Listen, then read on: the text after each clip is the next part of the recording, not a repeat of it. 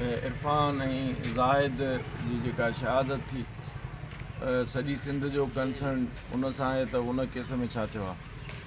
उन में असां ज़िम्मेदारनि ते जवाबदारनि जे ख़िलाफ़ु जेका FIR दाख़िल करण जी दरख़्वास्त ॾिनीसीं उहा हिते हाई कोर्ट में उन्हनि पहिरीं प्रोसेस रोकरायो, स्टे करायो, पोइ वरी 2 तारीख़ ते उन्हनि जी पिटीशन हलो थी। असां उन में हाज़िर थियासीं।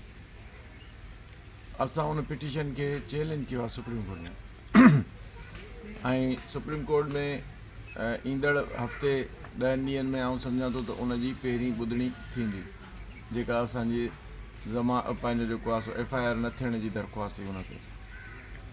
ॿियो मामिलो असांजो आहे पंहिंजो ज़मानतूं जेके असांजा नौजवान अंदरि आहिनि उन मां तक़रीबन 20 खनि नौजवाननि जी असां ज़मानत जी दरख़्वास्त दाख़िल कयल आहे असांजी, ऐं उहे पेंडिंग में आहिनि क्राइम नंबर 70 ऐं 71 में। अॼु उन्हनि जी हाज़िरी हुई।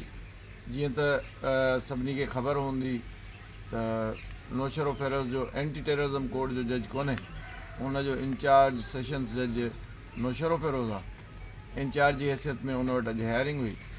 अॼु सॼे मुल्क में तक़रीबन जेको 27 आईनी तरमीम जे ख़िलाफ़ु वकीलनि जी जेका स्ट्राइक हुई, हड़ताल हुई, उनजे करे बावजूद जो असां आयासीं पर उन जी का असां रेगुलर हायरिंग न कई।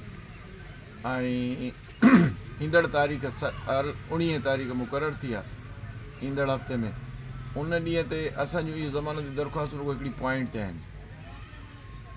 अॻ में जेको पहिरीं मिसबाह फलोपोटो जज हो ATC जो, उन ज़मानत जी दरख़्वास्तूं रद्द कयूं ऐं उन खां पोइ 3 ॼणा जतोई जेके आहिनि उन्हनि खे इन्हनि साॻियनि केसनि में जॾहिं हाई कोर्ट सखर ज़मानतूं ॾिनियूं त उन ग्राउंड खे वठी, उन आर्डर खे वठी असां साॻियूं ज़मानत जूं दरख़्वास्तूं साॻी कोर्ट में रिपीट कयूं, ॿीहर दोहरायूं अथऊं।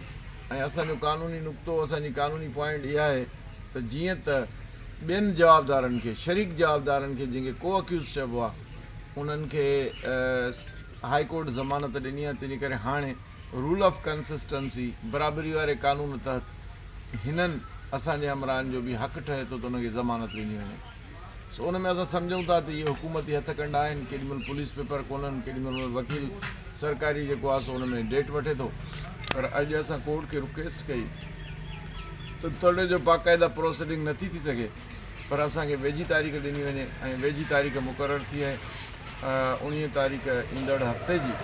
ऐं असां सम्झूं था त उन ॾींहं ते असां कोर्ट खे सेटिस्फाई कंदासीं इन नई पॉइंट ते त इहे ज़मानतूं ॿीहर हिते ई रिपीट करे दाख़िल कयूं अथऊं त इहे ग्रांट थी वञणु खपनि।